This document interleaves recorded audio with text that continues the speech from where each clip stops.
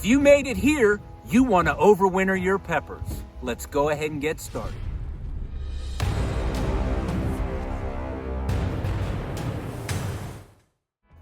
Peppers require the hot days of summer in order to start to produce and get good batches and crops that come out.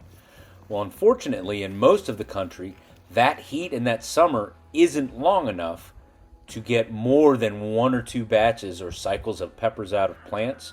So we end up getting the frustration of just as things start to get going, we hit the fall and the cold temperatures, and with the first frost, all of those peppers die. Talking about overwintering peppers, you watch some of these videos or get these instructions from some people, they make it seem so complicated. This is not difficult. You're digging a plant out of the ground, hacking it back, pruning it, putting it in a pot, and then putting it in a window or artificial light or however you're gonna grow it through the winter, and just letting it go dormant. Letting the plant shrink back to about 1/4 of its size. It'll struggle a little bit, and just like us, when we struggle, when we work out, we get stronger. Plants do the same thing. Yeah, there could be some pest issues. You'll deal with those when you come across it. I've never had to deal with the pest issues. All I do is just give it a little bit of water through the winter, and it turns out okay. So it's not just habaneros. In actuality, all peppers are perennial, so they can be overwintered indoors. So these beautiful jalapeño plants don't have to die during the winter. We're also going to cover some of the tools that you need in this video, one of which is a good pair of pruning shears. These are the Fiskars. I'll put a link down below where you can buy these. Now, don't have a heart attack when I do this, because we're going to cover this later, why this doesn't matter at this point. But if you're doing a final harvest like we are here,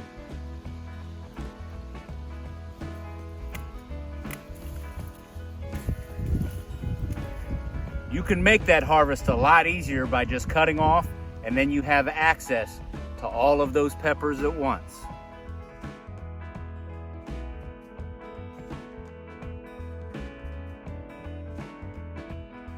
Sorry about some of the wind. This is fall, and in this area, we get a little bit of wind. You might be hearing some of that on the microphone. So with these plants, I'm going on 3 years on just these plants. Every year coming back out here, putting the same plants back out, getting that early harvest, and 2, maybe 3 more batches throughout the summer. You just saw that last batch that we picked. It's been the strongest batch we've had this year. We'll take this batch inside, wash it up, and go ahead and dry these peppers. My family loves habanero flavor, so I use that powder in a bunch of different cooking. I'll put a link up at the top where you can see that dehydrating pepper video.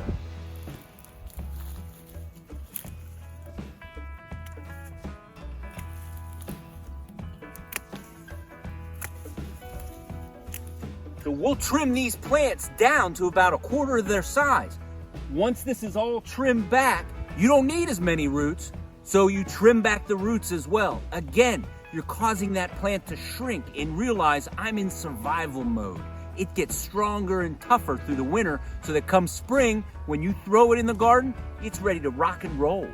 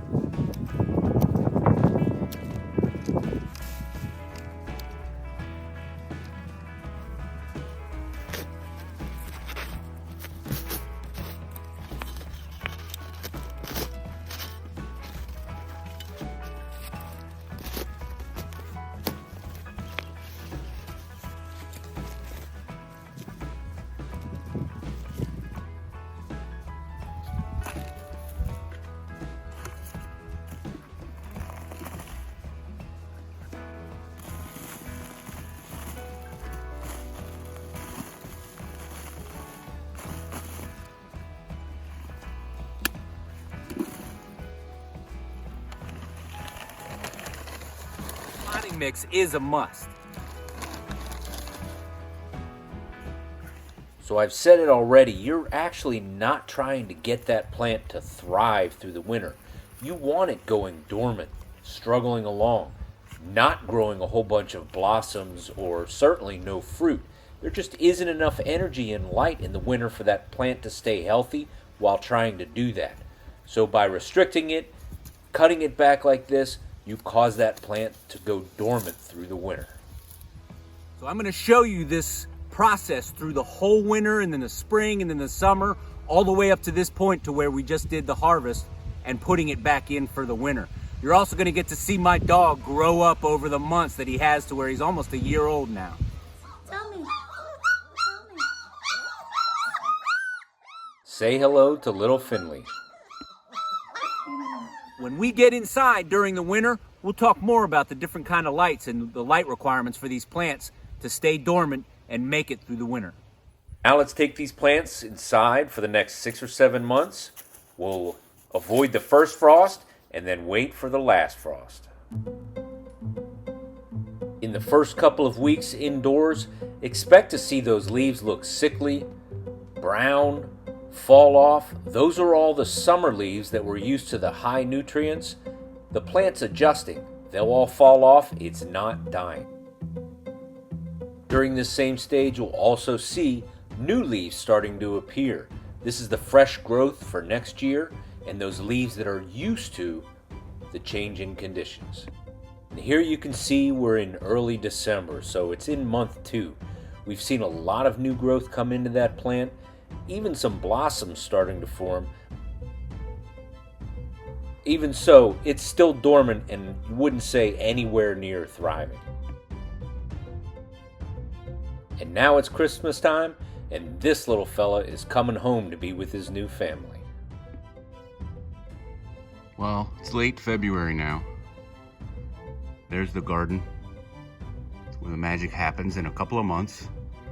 We'll go ahead and start doing our planting. Actually start some seedlings in the next couple of days. And this is what these plants look like now. Well, I get about anywhere from 4 to 6 hours, depending on the time of year, of direct sunlight through this window. That's really good for these plants. You might not always get access to that, but if you get, say, 3 or 4 hours of sunlight through a window, that's pretty good. And let's suppose you're in a scenario, say, embedded in trees. You might want to go ahead and consider some fluorescent lighting, some grow lights to put on these plants to get them to survive through the winter. The indoor journey for these plants is starting to come to an end. They're trucking along healthily.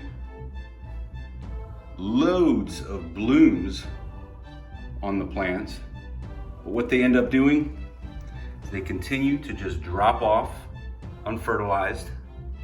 And if it goes wrong, so what?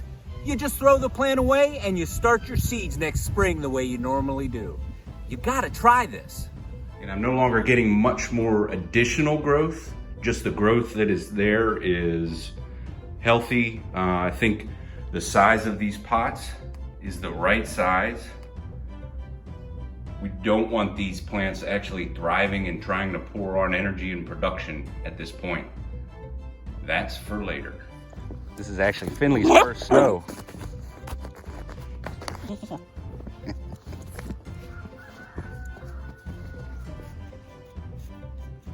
I will say this, always use potting soil. It's got the perlite and the vermiculite in it that helps prevent those roots from getting rot or root lock or get bound up in the pot. You want to get a medium-sized pot for that root ball to form, but not get all stuffed inside there. Well, spring has sprung now, and we're in full mode getting ready for the gardening. We're planting our seedlings, we're prepping the soil, we're making our plans.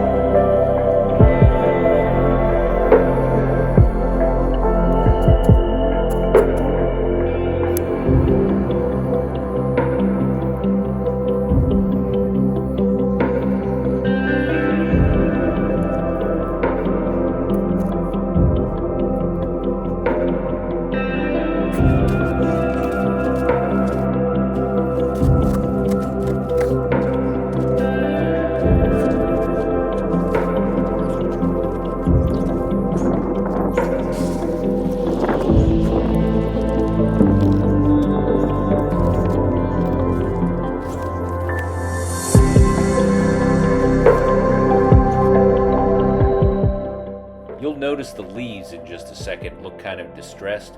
We've done some hardening with this plant before we put out in the full weather.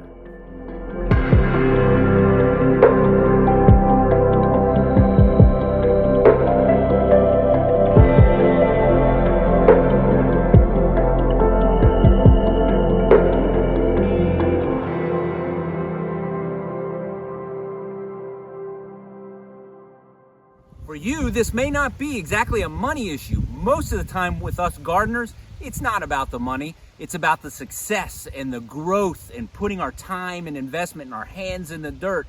That's the same thing with these peppers. You get an earlier crop, an earlier batch. You're not gonna save seeds aren't expensive. You're not gonna save a ton of money, but the success is what we strive for. So YouTube says that this video is perfect for your viewing habits. This is my latest upload, and over here is a playlist that you might enjoy. I hope you liked it. If you did, please click like, subscribe, share, and come on back for more.